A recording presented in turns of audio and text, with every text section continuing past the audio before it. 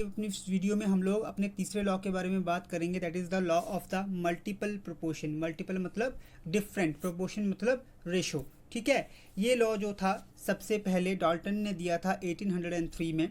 ठीक है, इस लॉ के अकॉर्डिंग क्या था हम बात करते हैं।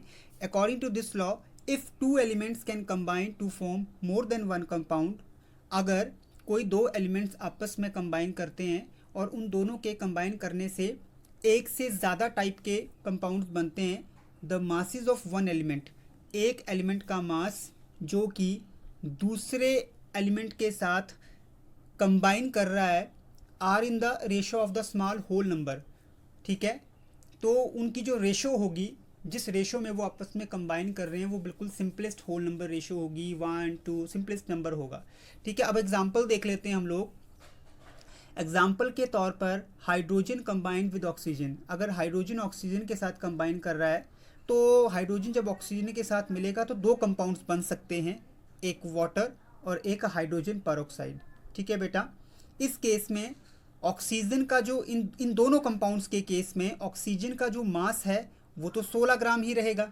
ठीक है, और 32 ग्राम ऑफ जो ऑक्सीजन है वो फिक्स्ड मास ऑफ हाइड्रोजन, मतलब कि 2 ग्राम जो है वो उसके साथ कंबाइन करिए। एग्जांपल देख लेते हैं। देखो, ये हमारे पास दो कंपाउंड है ना, यहाँ पे देखो हाइड्रोजन प्लस ऑक्सीजन कंबाइन कर रहे हैं तो वाटर बन रहा है, यहाँ पे भी हाइड्रोजन प्लस ऑक्सीजन कंबाइन कर रहे हैं तो लेकिन दूसरा कंपाउंड बन रहा है हाइड्रोजन पर ऑक्साइड, H2O2 जिसको बोलते हैं। यहाँ पे हाइड्रोजन की अमाउंट कितना है, 2 ग्राम।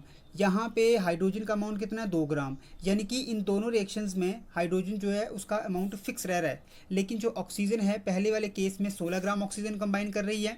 ठीक है, और दूसरे वाले केस में 32 ग्राम ऑक्सीजन कंबाइन कर रही है। तो यहाँ पे जो हाइड्रोजन और ऑक्सीजन है, ये हाइड्रोजन और ऑक्सीजन है वो कंबाइन कर रहे हैं, दो अलग अलग कंपाउंड्स बना रहे हैं मिलके, और the amount of the oxygen, जितनी ऑक्सीजन कंबाइन कर रही है 2 ग्राम हाइड्रोजन के साथ दोनों केसेस में, ठीक है, उसको हम लोग इस मल्टीपल प्रोपोर्शन ऑफ लॉ जो ये बोलता है कि एक एलिमेंट का मास जो दूसरे एलिमेंट के साथ कंबाइन करता है, उनकी रेशो आपस में सिंपलेस्ट होल नंबर रेशो होगी। तो हम लोग ये बोल सकते हैं मल्टीपल प्रोपोर्शन हो सकता है 16:32।